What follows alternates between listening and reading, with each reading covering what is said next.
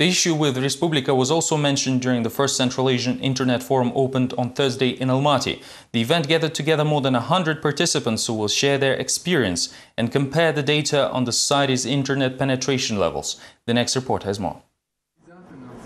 Kazakh internet users gathered in Almaty for the first regional internet forum. The event was opened by international guests, the German ambassador and the deputy head of the OSCE Center. Janet Klozer talked about the principles of universal information freedom, although with respect to some restrictions. Of course, children pornography, racial discrimination and terrorism issues must be controlled. In the 16th century, the Inquisition burned books and prosecuted people for keeping them. 5 centuries later, those tasks were relegated to the providers and MPs who proposed to control content, says Irina Mednikova. The journalist knows what she is talking about, as the website of the newspaper with political content where Mednikova works is not accessible in Kazakhstan. We experienced major problems all the time in the form of DDoS attacks, forum blockage, and now the blocking of the entire website. The issues raised by Mednikova shifted the forum's discussion flow, as before the talks mostly dealt with e-shops, web money and internet services. Meanwhile, the present MPs disagree with the analogy of the Middle Ages, but note that both bread and circuses are not good for the people. В Казахстане начинают развлекательные сферы использовать в том числе и для слива компромата. Entertainment websites are often used for mudslinging. This is annoying, but I guess we just have to live through this. Also, I see no harm in the civilized control. In the end, experts agreed that the influence of the internet in Kazakhstan is still low. Users from the neighboring Kyrgyzstan were recognized as more advanced, although not for the ability to use web money, but for their contribution to the recent revolution, in particular for the on-the-spot coverage of events.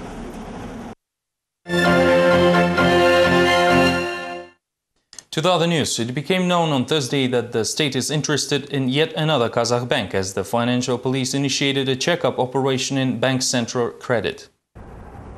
Kazakh financial police is investigating the alleged violations in one of the major financial institutions of the country, Bank Central Credit, after its employees have filed a collective anonymous petition.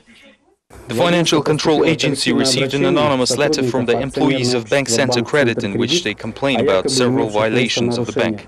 The financial police did not specify what violations the anonymous employees are complaining about, although this information is well known inside the bank itself. Apparently, the leadership of the financial institution is accused of questionable deals under shareholders' funds. The bank's response can be found on the corporate website. Management of Bank Central Credit is absolutely sure that the bank does not have any business that could give rise to any doubts of its lawful or financial validity, or have anything common with issues identified earlier in BTA or Alliance. The checkups are continuing for already the second week. Bankers, however, believe they have done nothing wrong and say there are no grounds for concerns. The financial institute's operations are transparent and the assets are liquid. Nevertheless, similar arguments were heard last year, right before the nationalization of BTA and Alliance, which led to the bank's almost complete collapse. During the Senate's discussion of the bill on the state regulation and turnover of biofuel, the agriculture minister was suspected of lobbying the interests of the only processing plant in Kazakhstan. The government went even further and gave the bill a negative resolution. Right at the outset of the meeting, Agriculture Minister Akılbek Kurishbay was confident that his report is well prepared. After all, 100 tons of grain produces almost 40 tons of biofuel after the deep processing, and the sector is growing fast. The report, however, gave senators some food for thought. Considering the rapid development of biofuel industry, our country needs a special law on the regulation of biofuel production and turnover. Apparently, senators were shocked to find out that in the simplest terms, the government plans to make fuel from bread.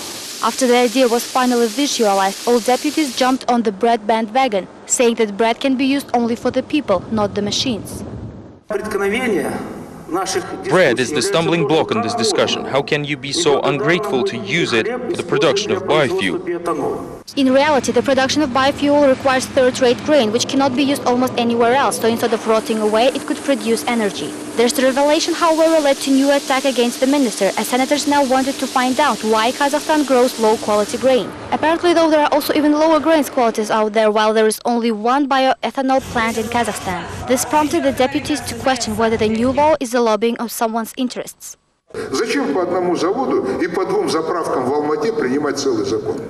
Why a whole law is needed for only one plant and 2 gas stations? We need some experience in the matter in order to avoid groundless lobbying. While the state promotes new technologies, people continue living by traditions. That is why additives will be added to the biofuel to prevent unsanctioned production of alcohol and moonshine. Since the new fuel does contain alcohol, it automatically becomes accessible and consequently unprofitable to produce. Nevertheless, in the end of the day, the law was approved and sent for the second reading. The Special Department to Fight Human Trafficking was recently set up within the Internal Affairs Ministry. According to the law enforcement agencies, the number of slavery cases is constantly growing in Kazakhstan. Kazakh policemen say the economic crisis led to rise of human trafficking. 108 criminal cases on kidnapping, pandering and forced prostitution were instigated since the beginning of 2010. The number of juveniles sold to slavery has increased drastically. Officials and representatives of international organizations admit that finding the victims of violence is becoming increasingly difficult. We were able to find criminal rings which forced women into prostitution. Natalia Usachova, the director of Karaganda Crisis Center, says that it is very hard to help the victims of sexual slavery because of the high level of corruption and involvement of the law enforcement authorities. Usually policemen are the first to use the services for free, and then there are officials, tax inspectors, etc.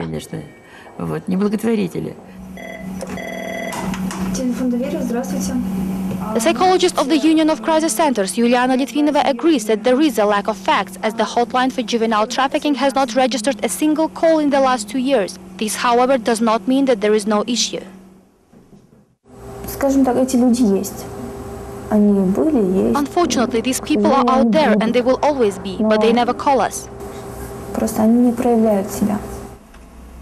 Experts note that it is extremely hard to fight against the trafficking, while criminal cases often end up not in the favor of the victims. That is why international organizations and NGOs can currently carry out only one mission: provide victims with psychological help.